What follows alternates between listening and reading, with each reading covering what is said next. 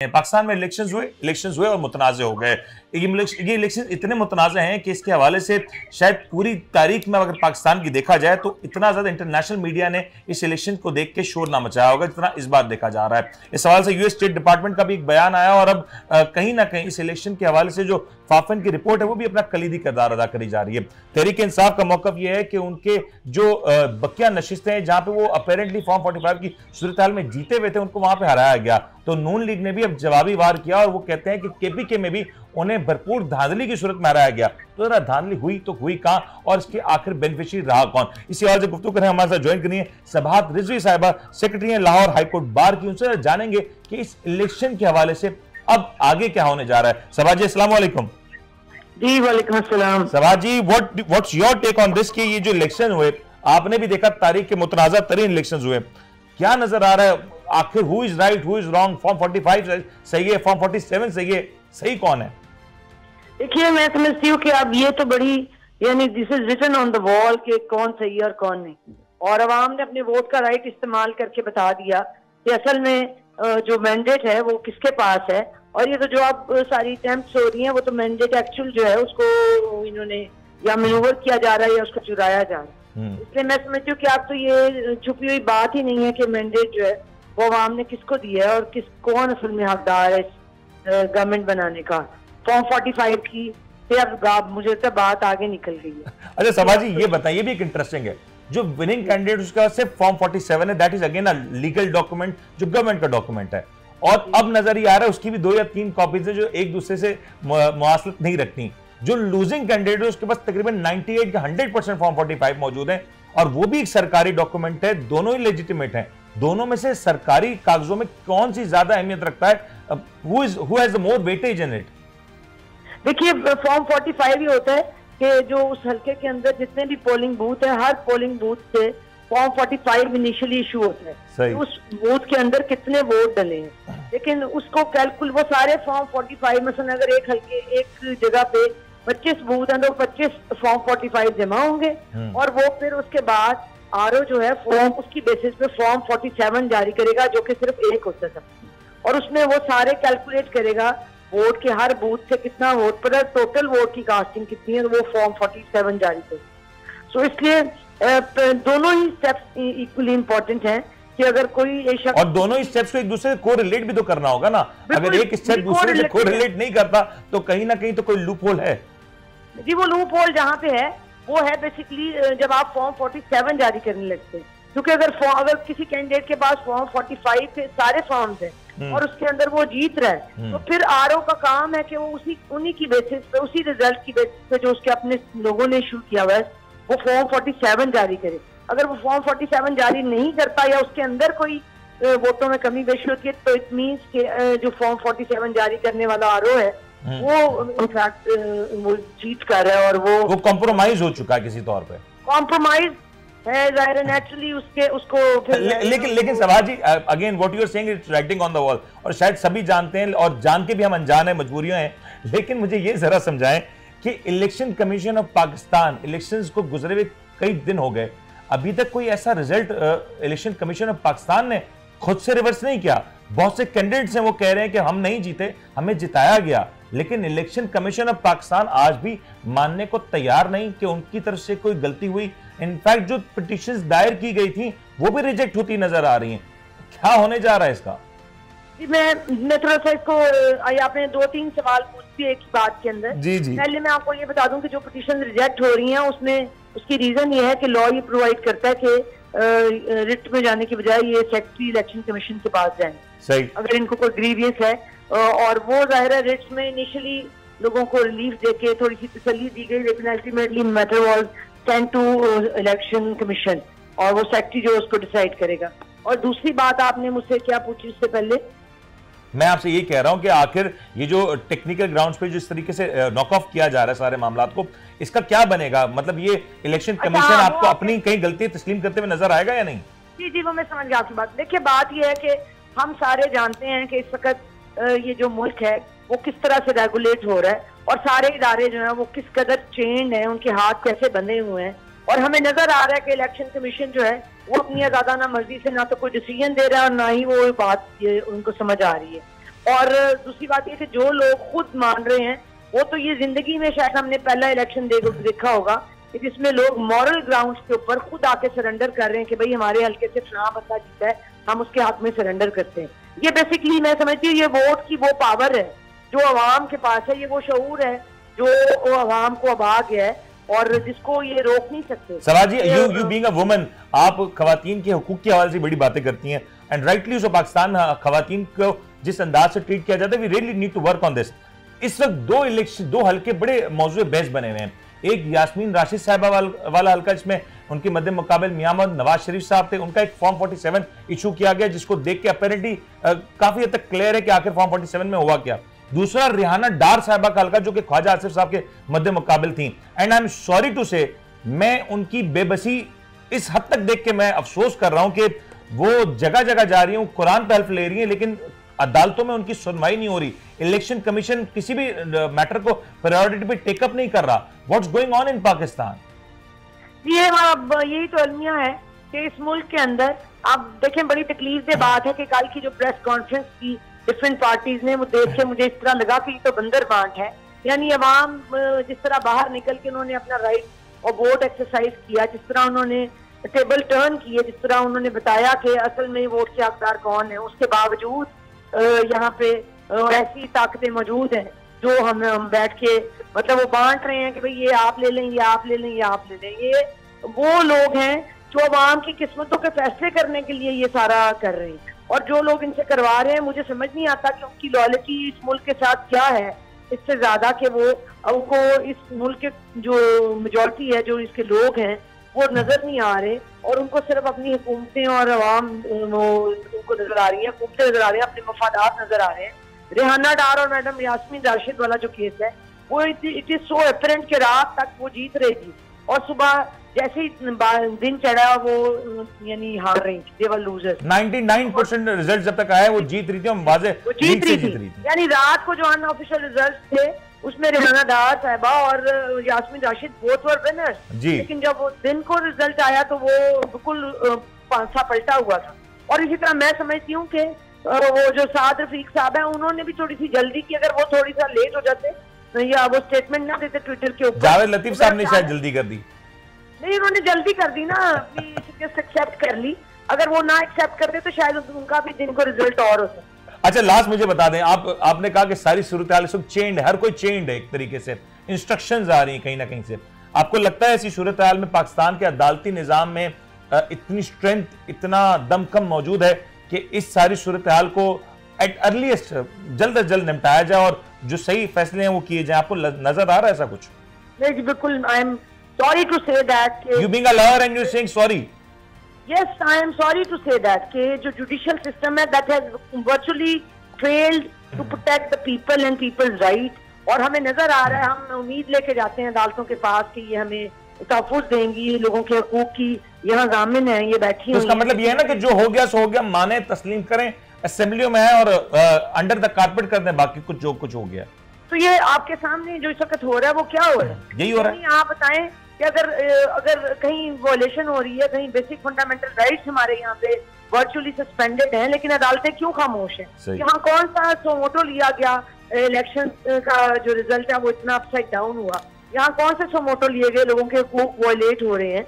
यहाँ आप बताइए ना कि अदालतें किस तरह आप समझते हैं कि आजाद हैं या अदालतें जो है वो डिस्पेंस कर रही हैं जस्टिस को? मैं नहीं समझती। मैं समझती हूँ कि they are cronies basically to this system जो विच इज ऑलरेडी करप्ट और जो लोगों को यानी हक में नहीं है और उनका इस्तेसाल कर रहे हैं ऑलरेडी। थैंक यू जी। सबात रजी साहब हमारे साथ मौजूद थी, सीनियर वकला हैं और यकीन तौर पे इस सवाल से गुफ्तगू भी करते हैं। नासिर साहब, आप गुफ्तगू सुन रहे हैं इस वक्त, your fraternity is not that hopeful with the system.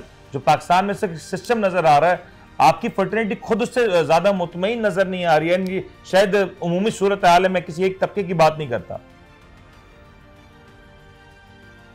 जी नासिर साहब। मुनीर साहब, जो आप बात कर रहे हैं कि मैंने मैम रबिया की भी बात सुनी, पिछले बाद रिजवी साहबा की भी बात अभी सुनी प्रोग्राम के दौरान, फिर आखिर में वो ये भी फरमा रहे हैं कि सॉरी टू से सिस्टम के हवाले से बात करती है। तो मुनीर साहब, जो सिचुएशन अभी हुई 2024 के इलेक्शन में, वाकई में अगर आप लॉ नोइंग से भी किसी से भी पूछेंगे, लॉयर से बात करें या सीनियर वकला से बात करें, यंगस्टर से बात करें, तो सारे चौंक गए हैं सारी सिचुएशन को देखकर कि फॉर्म 45 किसी के पास वो उठाए फिर रहे हैं, फॉर्म 47 कोई लिए फिर रहा है। आपको सिर्फ मैं ओन चौधरी वाले हल्के की जिक्र इसलिए कर रहा था कि मैं बात थोड़ी सी कंप्लीट करना चाहूंगा दोबारा कि रात के वक्त जब रिजल्ट अनाउंस हो रहा था तो जो वोट्स ओन चौधरी की थी और जो वोट्स सलमान अकरम राजा साहब की थी, और जब इनकी विनिंग का अनाउंसमेंट हुई तो सिर्फ तस्वीर चेंज की गई, एक बड़ी मीडिया स्क्रीन की मैं बात नाम नहीं देना चाहूंगा, और सिर्फ तस्वीर चेंज की गई, वोट्स की फिगर्स वही रहने दी गई। तो ऐसी सिचुएशन में जब इस हालात ही चेंज कर दिए जाए और आपके मीडिया पे भी घंटा पहले तस्वीरें कुछ चल रही और वो नंबर्स ऑफ वोट्स कुछ हो, फिर उसके घंटे बाद बदल दी जाए, और फिर आप नासिर मुझे एक चीज बताइए, आपने बिल्कुल सही पॉइंट आउट किया, मुझे ये बताएं जो 2018 की सूरत हाल थी, नून लीग या एमक्यूएम या दीगर वो जमातें जो कि शायद 2018 में किसी तौर पे अपने ग्रीवेंसेस सामने ला रही थी, वो कह रही हैं अगर 2018 में हुआ तब काबिल कबूल था, तब असेंबलीज फॉर्म हुई, शहबाज शरीफ साहब ने बड़े दिल का मुजाहरा किया, वो अपोजिशन बेंचेस पे आके बैठ गए, दीगर जमातों ने कबूल कर लिए नताइज, तो क्या तहरीक इंसाफ को भी नताइज कबूल कर लेने चाहिए और मूव ऑन करना चाहिए, या फिर ये सूरत हाल 2018 से कुछ मुख्तलिफ है, इस बार 2018 से कुछ ज्यादा बढ़ के नजर आ रहा है? अच्छा, 2018 में भी आप ठीक कह रहे हैं कि इसी तरह के मामला हुए थे, लेकिन जितनी स्पीड से बदलती हुई जो तेजी के साथ चीजें हुई या चीजें जिस तरीके से बदली गई 2 दिन के अंदर, मीडिया से लेकर मुख्तलिफ मामला और मुख्तलिफ स्क्रीन से लेकर फॉर्म 45 से लेकर फॉर्म 47 तक जैसी चीजें चेंज हुई हैं, जैसे कोई सुपरमैन किसी मामले को चेंज करता है या कोई स्पाइडरमैन आ जाए। अब बात ये 2018 में भी हुआ था, 2018 में भी, लेकिन वो चीजें बड़ी स्मूथ और आहिस्ता आहिस्ता नजर नहीं आ रही थी। इस पर सारा कुछ 2-3 दिन के अंदर एक्सपोज हो गया, आप ही कह रहे हैं एक्सपोज हो गया, और इतनी तेजी से हुआ कि अब तो कह लें कि समझ से चीजें बाहर हो गई हैं। अब किसने इसको ठीक करना है ये भी समझ नहीं आ रही। आप कहते हैं इलेक्शन कमीशन में अप्रोच किया तो उन्होंने दरख्वास्तें खारिज कर दी, देखिए वहां पे भी जब उन्हीं के आरओ साइन करके फॉर्म 45 एक को पकड़ा देते हैं और वो खुद फॉर्म 47 पे साइन करके जारी कर देते हैं नोटिफिकेशन, तो पीछे रह क्या जाता है, आपस में ही क्लैश आ जाता है ना। लेकिन नासिर मुझे ये बताएं, ये जो आप कह रहे हैं, चलिए ठीक है, अब इलेक्शन कमीशन डेफिनेटली वो नहीं चाहेगा कि इस तरह के केसेस सामने आए और उनको एक्सेप्ट करना पड़े कि उनके एंड पे इश्यूज हैं, और ये भी एक फैक्ट है ना कि अगर उन्होंने 1 या 2 हलकों में ये मामला को तस्लीम कर लिया तो फिर पूरे का पूरा इलेक्शन चैलेंज हो जाएगा। तो आपको लगता है कि इलेक्शन कमीशन ना सही अगले फोरम्स पे कहीं ना कहीं तहरीक इंसाफ को या वो जो दीगर पार्टीज हैं जो ग्रीव्ड हैं उनको कुछ रिलीफ मिल सकता है? बिल्कुल, मुझे लगता है कि बहुत जल्द तो नहीं, लेकिन 6 महीने से लेकर 2 से 3 साल के अंदर। तो मतलब ये लोग असेंबली की मुद्दत मुकम्मल हो चुकी होगी तब तक तो, और होना ऐसे ही है, 6 महीने से लेकर 2 साल के अंदर अंदर रिजल्ट्स मिलेंगे लोगों को। फिर और अगर आप कहेंगे 5 दिन में 10 दिन में ऐसा हो सकता है कि कुछ हलकों पे नताइज अंटिल अनलेस इसकी पूरी स्क्रूटनी नहीं हो जाती उनको रोका जाए, और अगर ये हो जाता है तो फिर मेरे ख्याल से कहीं ना कहीं अवाम के भी गम गुस्से में कमी आ सकती है। 2-3 हलकों की हद तक शायद हमें कुछ you are not that hopeful, again I am saying you are not that hopeful. और ये एक अलमिया है कि पाकिस्तान में इस वक्त जो वकला बरादरी है जो कि इस सूरत हाल की पल्स से वाकिफ है कि आखिर इशू कहां है, गड़बड़ी कहां हुई, अगर उसकी ये थॉट्स हैं, उसकी माइंडसेट है, तो फिर आप समझ सकते हैं कि इस वक्त हम किस नहज पे आ चुके हैं। नासिर, एक सवाल क्विकली, कल एक अपोजिशन और गवर्नमेंट का एक इत्तेहाद हुआ, ये कह लें कि 2 पार्टीज का इत्तेहाद हुआ या पीडीएम 2 के तर्ज की एक हुकूमत बनने जा रही है। Peoples Party apparently want to sit on the opposition benches, but वो कह रहे सदर पाकिस्तान हमारा होगा और 2 या 3 आईनी जो पोजीशन है वो भी पाकिस्तान पीपल्स पार्टी के पास होगी। Noon league on the other hand वो अपना वजीर आजम बनाना चाहते हैं, पंजाब में अपना वजीर आला लाना चाहते हैं, जिसके लिए उनको पाकिस्तान पीपल्स पार्टी की सपोर्ट हासिल हो जाएगी। आपने माजी में इस तरह की कोई हुकूमत देखी है कि एक पार्टी ऑपोजिशन बेंचेस पे भी हो, सदर भी उसका हो, एक पार्टी ऑपोजिशन बेंचेस पे भी हो पर वो वजीर आजम की हिमायत करे, ऐसा कुछ आपने कभी माजी में देखा? असल में आज भी एक मैं स्टेटस देख रहा था जिसमें एक बड़े तजज़ियाकार ने लिखा हुआ था कि पाकिस्तान पीपल्स पार्टी ने मुस्लिम लीग नून के साथ इत्तेहाद ऐसा ही किया है जैसा कहा जाता है कि निकाह तो आपके साथ करूंगी लेकिन रहूंगी अपने माँ बाप के घर। तो सिचुएशन यही है कि इन्होंने अब इनको सपोर्ट भी करनी है, प्राइम मिनिस्टर की वोट भी कास्ट करनी है और पंजाब में चीफ मिनिस्टर की वोट कास्ट करेंगे, लेकिन हुकूमती हिस्सा इसलिए नहीं बनना चाहते कि ये चाहते हैं कि साल 2 साल में मुस्लिम लीग नून की ही वजारतें और वज़ीर-ए-आज़म और ये एक्सपोज हों, कल को इनकी भी बारी आ जाए। क्योंकि अगर आप बिलावल को की पार्टी के अगर कहें कि अगर वो इनसे वजारतें भी ले लेते हैं और 2-2.5 साल परफॉर्मेंस ज्यादा वर्स्ट हो जाती है तो फिर पीपल्स पार्टी और बिलावल साहब कह भी रहे हैं कि शायद अगली हुकूमत का चलना इतना आसान नहीं होगा, और वो इस बात को भी ज्यादा हवाले से श्योर नहीं कि अगली हुकूमत अपना टेन्योर मुकम्मल कर सकेगी। स्टिल पीपल्स पार्टी इस तरह की मूव करने जा रही है, और पीपल्स पार्टी से सरप्राइजिंग नून लीग इस तरह की मूव करने जा रही है। अच्छा, मैं एक और टॉक शो में बात की थी कि चीफ मिनिस्टर तो मैं मरियम नवाज को देख रहा था, लेकिन प्राइम मिनिस्टर की जो उस वक्त जो मुझे अंदाजा हुआ या जो मुझे कुछ दोस्तों के जरिए ये अंदाजा हुआ था वो था जहांगीर तरीन साहब का नाम चल रहा था। नवाज शरीफ साहब को पीएम नहीं ला रहे थे। कल भी आपने अनाउंसमेंट सुनी कि शहबाज शरीफ साहब को पीएम के लिए पार्टी ने अनाउंस किया है, नवाज शरीफ इसमें भी नहीं है। और वो तरीन साहब के जो मुझे लगता है कि वो जो स्केड्यूल था वो सारा चेंज हो गया। अब शहबाज शरीफ साहब एक्सेप्टेबल हैं और पंजाब नहीं, ऐसा नहीं हो सकता। Don't you think? चले जहांगीर तरीन साहब नेशनल असेंबली का एक हल्का नहीं जीते, नून लीग अपना कोई स्ट्रांग होल्ड जहां पे उनको लगता है कि वो अपना एक स्ट्रांग होल्ड है, लाहौर की कोई सीट ले लें, उससे किसी अपने कैंडिडेट को विड्रॉ कर दें, जहांगीर तरीन साहब को इलेक्शंस में मौका दें, IPP, Noon league, people's party complete support के साथ जहांगीर तरीन साहब को बैक करें और फिर वहां से वो इलेक्ट होकर वजीर आजम बन सकते हैं। Don't you think is it a possibility?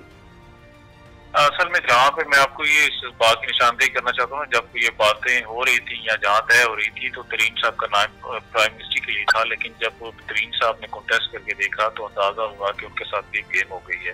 तो इसी वजह से तरीन साहब ने पार्टी की किसके साथ गेम नहीं हुई? परवेज खटक साहब के साथ गेम हो गई, जहांगीर तरीन साहब के साथ गेम हो गई, बलोचिस्तान में एक गेम हो गई, फिर कहाँ का गेम होनी बाकी है अभी?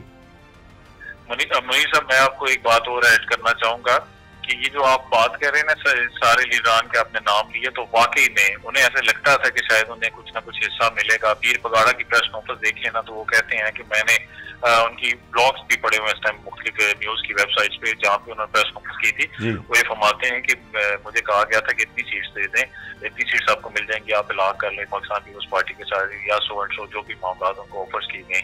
तो फिर उन्हें वो जो 2 सीट्स मिली उन्होंने कहा ये भी वापस ले लें और मैं विड्रॉ करता हूँ। तो ये सारी सिचुएशन साथ साथ चलती रही है। मैं एक बात ऐड ये करना चाह रहा हूँ कि पीपल्स पार्टी ये चाहती है कि 5 साल या 6 साल जो प्रेसिडेंसी है वो हासिल कर ली जाए पहले आसिफ जरदारी के नाम। अगर 5-6 साल वो बैठ जाते हैं आगे, जैसे आरिफ अलवी ने एंजॉय किया, तो इस दौरान अगर हुकूमत को हम थोड़ा सा दचका भी लगाएंगे तो क्या पता कल कोई डील बने और बिलावल भी वज़ीर-ए-आज़म 2-2.5 साल रह सकते हैं। प्रेसिडेंट की सीट लेने से उन्हें ये फायदा होगा कि 5 साल परमानेंट आसिफ अली जरदारी सीट पे बैठे हुए नजर भी आएंगे और उनको कोई हिला भी नहीं सकेगा, हटा भी नहीं सकेगा। और जहाँ तक बात आप ऑपोजिशन की, बट आपको नहीं लगता आसिफ अली जरदारी, हमें भी पता है कि प्रेसिडेंट का आईनी किरदार कितना होता है हमारे इस पूरी सूरत हाल में, don't you think Asif Ali Zardari साहब अगर कल को टेबल्स टर्न होते हैं तो आसिफ अली जरदारी साहब भी नहीं चाहेंगे कि ऐसी हुकूमत के साथ वो भी प्रेसिडेंट रहें जहां पे उनकी कोई बात ना सुनी जाए या उनकी कोई उस अंदाज से वर्त ना हो जो कि एक आमतौर पर आसिफ अली जरदारी साहब के स्टैचर को शूट करती है या वो एक्सपेक्ट करते हैं कि उनको शूट करती है?